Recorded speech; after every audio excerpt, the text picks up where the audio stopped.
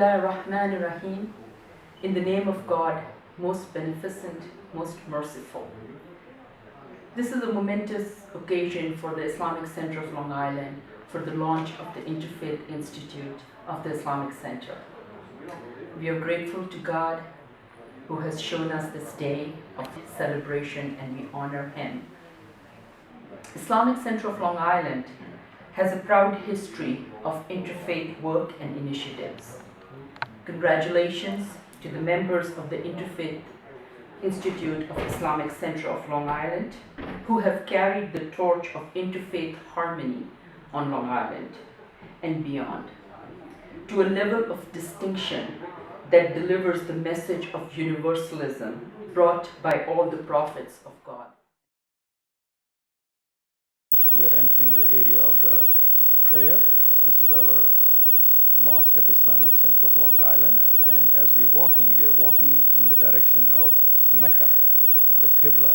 As you can see in the front, we have mihrab, we call a mihrab. That's where the person who leads the prayer will be standing. And all of us are facing towards Mecca. And the carpet, as you see, is designed in a way to make it easy for the congregants to stand in lines so that the lines are straight and they know which direction to face in. Dr. Khan, one of the first things that strikes me is that the room, by comparison to a church or synagogue, is stark. Why is that? When we are inside the mosque, we are in the presence of the Creator, and we want to minimize any and all distractions. So therefore, you will not see any decorations on the walls, you won't see any pictures on the walls. It'll be as simple. The tone of the paintings, the color will be earthly, will be toned down to get that kind of mental tranquility that you're really in communication with the Creator and nothing outside is going to distract you. In a lot of ways, this is very similar, and the idea of a simple prayer place without images is very similar to the laws that we follow in Judaism. Well, I noticed that when I went to your synagogue. Yeah. Can you explain the hijab for us? Well, the Quran tells us that the believing men and the believing women should be modest and lower their gazes. And this is a way of being modest. You know, in churches, in Catholic churches, you always see women with veils and head coverings. And it's also true in traditional synagogues that women will cover their heads as well. So this isn't just a Muslim thing at all. It really is all the Abrahamic faith. I wanted non-Muslims to appreciate the power of this journey and the universality of the journey, because all of us really in our faith quests are looking to know God better. We're looking to know who we are and what's our purpose in being here on planet Earth, and how can we improve our circumstances. And that's part of what this quest is about, and I think people could relate to that. 17 years ago, I met a rabbi. His name is Mark Gelman, and we formed the God Squad. You may have seen us on a show in New York, or heard us on Imus in the morning, or seen us on Telecare.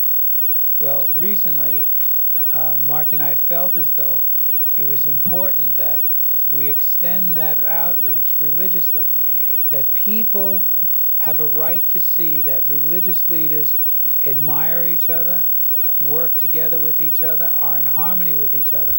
And we found the best way that that can happen is through friendship. It's going to somebody's house. It's walking across the street and meeting somebody in their own territory.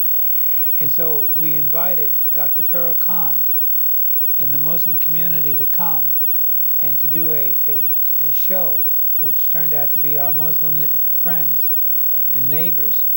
And it's an extraordinary show, and it's an example of exactly what Telecare stands for, and that is bringing people together.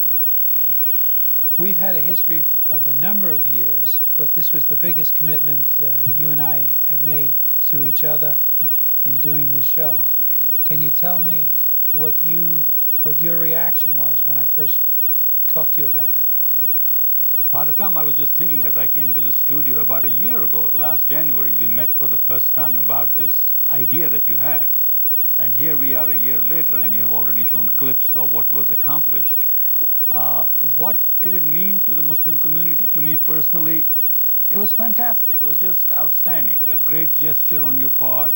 And the community is really appreciative because what you have done is allowed the Muslims to talk for themselves without somebody else coming in and saying this is obviously the tensions in the Middle East and the tensions in the war on terror have made it very difficult for the Muslim community, and what we really want to do is to help address the simple truth that the only way that prejudice can grow is out of the soil of ignorance. Absolutely. And once people know that Islam is a wonderful religion, once they know that their Muslim neighbors are their neighbors, they're boys and girls and men and women who want the very same thing that everyone wants, and who believe in a world of peace and justice, and who believe in the same God that we all believe in. And once everyone understands that, I really think that prejudice and discrimination will disappear.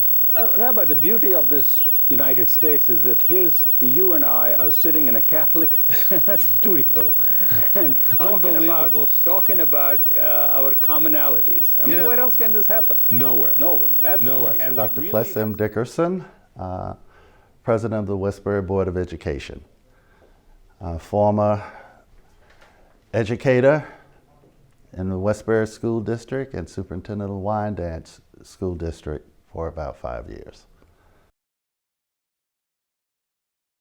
Education of the young people in harmony, peace is something that is sorely needed. The younger, the better.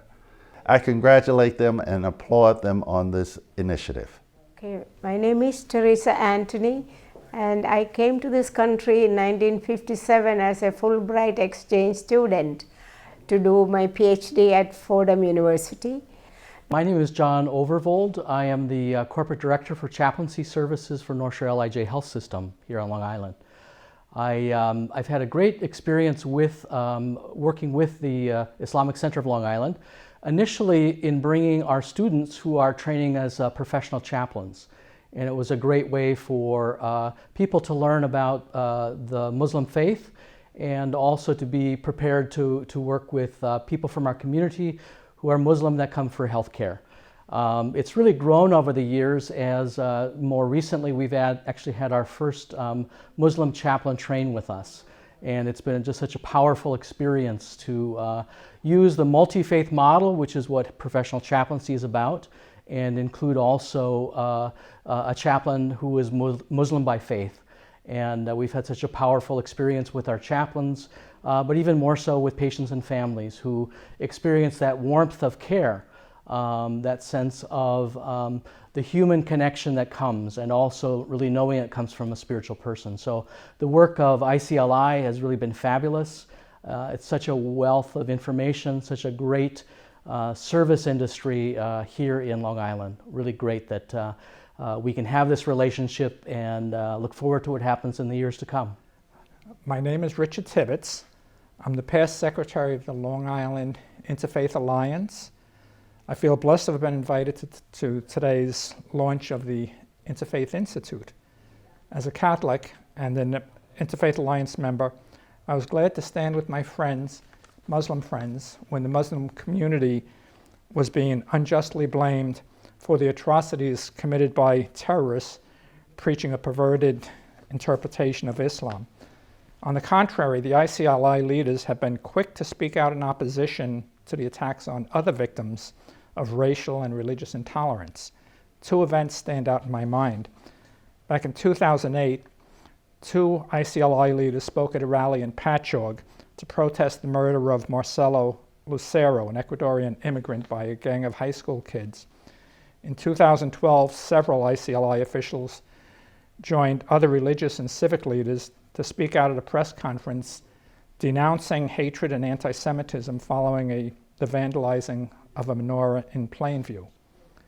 I wish to congratulate the leaders of the Islamic Center of Long Island for this wonderful event today, and for their many efforts to promote religious and racial understanding in our community. I'm glad that the Interfaith Institute will promote, help to promote a better world for all our children with understanding among all groups. Thank you. My name's Bernard Firestone, and I am the Dean of the College of Liberal Arts and Sciences at Hofstra University, and I'm also a professor of political science at Hofstra. I've come to know the Islamic Center of Long Island from various meetings I've had with Dr. Farouk Khan, who is one of the leading figures here, and also other members of the center. I've attended interfaith events at the center, and I was delighted to hear a couple of years ago that the center is interested in establishing an interfaith center. And not only that, but that they would be interested in enlisting my services. I was very honored by it. I'm delighted to play a role as a trustee of the Institute with other people representing the various constituencies here on Long Island. I think that the Islamic Center of Long Island is extremely forward-thinking and understands that in a multicultural, multi-ethnic, multi-religious society, it is important to reach out to people of other faiths and to reach out to people who have other kinds of cultural backgrounds. I think it's especially important today because as one looks around the world, tragically, religion is frequently viewed as a source of division. It is viewed as a source of violence, and therefore it is exceptionally important for people of goodwill to demonstrate that despite the fact that they can hold very strongly to a faith tradition, that faith tradition does not impel them to make war against others, but rather makes them reach out to other people, people of other faiths as well. And I think therefore the work of the Institute and the work of the Center are extremely praiseworthy, not only because of the substance of the work that will be done, but because of the message it conveys. And that message is that religion and peace are not incompatible. Thank you. Assalamu alaikum. Peace be unto you. I am so happy to be a part of the Islamic Center's Advisory Board, and I rejoice. Lynn Dobrin, and I am delighted to be here for the launching of this new center. Now, I happen to be a neighbor and somebody who has worked closely with the center over the years. I'm an ethical humanist, and we have had people from the center come and talk about Islam at our ethical society. But my connection goes even deeper than that. I write, and I live just down the road, and I love driving by here and looking at all the flowers. I'm a garden writer, amongst other things. So over the years, I've written about the center twice because the gardens out here are really stunning. And that's part of the care that I've seen at the center that people take with being a part of the community and being good neighbors. The other thing that I'm working on now with the center and with ISMA is I do work with the Adelphi, New York State Breast Cancer Hotline. We are a hotline that helps women and men who have been diagnosed with breast cancer. And we've been here once before to work with the women to educate them about breast cancer and to let them know what they can do and where they can get help for what they do. And we are launching another effort where some of the members here might become volunteers on our hotline. I find that the center is always receptive to ways to be involved in the community and to connect and to bring services to their members and bring things to the community from which we would all benefit. And I know we're going to benefit from this new center. I'm Tom Goodhue, the Executive Director of the Long Island Council of Churches, and it's a joy to be part of the launch of this new Interfaith Institute at the Westbury Mosque. I've really enjoyed my contact with the Islamic Center of Long Island over the past 15 or 20 years or so. They've been great partners in the work that we do. We're the biggest ecumenical and interfaith organization on Long Island, and we work with people from many different faith communities. And the Westbury Mosque has just been wonderful partners in interfaith dialogue, interreligious education. One of the things I've really appreciated about the Westbury Mosque is the way in which they've been willing to tackle topics in a respectful way that can be difficult to talk about. in the dialogues that they have had with the Jewish community. They've started off with things that were easy, like how do we celebrate our holidays, but they've moved on to much more difficult and divisive topics of the Middle East conflict and the Israeli-Palestinian conflict and things like that that are often hard for us to hear each other and to understand one another.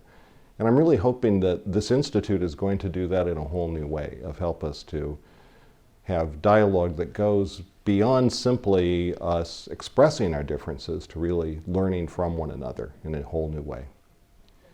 My name is Stephen Markowitz. I am chairman of the board of the Holocaust Memorial and Tolerance Center of Nassau County. The Holocaust Center has had a long relationship with the Islamic Center of Long Island, and we have worked together on many mutual programs to teach tolerance to adults and young people throughout the community. There is so much concern about the growing Muslim population in the New York area and the United States in general, and it's so important that people get a chance to learn more about what Islam is all about and to learn how to live with and understand their Muslim neighbors. We have done programs on the experiences in countries like Albania, which is a Muslim country in Europe, that did terrific work in protecting its Jewish population during the Holocaust. We have had meetings at the ICLI, and the ICLI has come to our Holocaust Center. And the creation of this institute will only further the work in a world that's more troubled than ever, that we have to learn to get along here, and hopefully that'll have an impact on people getting along elsewhere as well. My name is Thomas F. Liotti. I'm the village judge in Westbury, Long Island, and an attorney in Garden City, and an adjunct professor of law in the paralegal studies program at Nassau Community College. I'm here today in honor of the Islamic Center of Long Island and the Interfaith Institute, which has been launched, and it is a tremendous undertaking. This is a wonderful, wonderful event and a wonderful facility, all brand new and beautiful. And I just want to say that the center here has been working very hard to enforce First Amendment rights, freedom of religion, and to gain acceptance and interfaith with all of the religions in our county and in our nation. And it's a tremendous lesson for the rest of the world, because we have to overcome the image of some Muslims as terrorists and so on. That is not the case, but we need centers like this to change that image. And there's a bigger issue also that the center, I believe, is embarking on, and that's one of peace, worldwide peace. And if there's a lesson from the 1960s that might be learned here, this is all about organizing for the better, to create a better image for the Muslim people throughout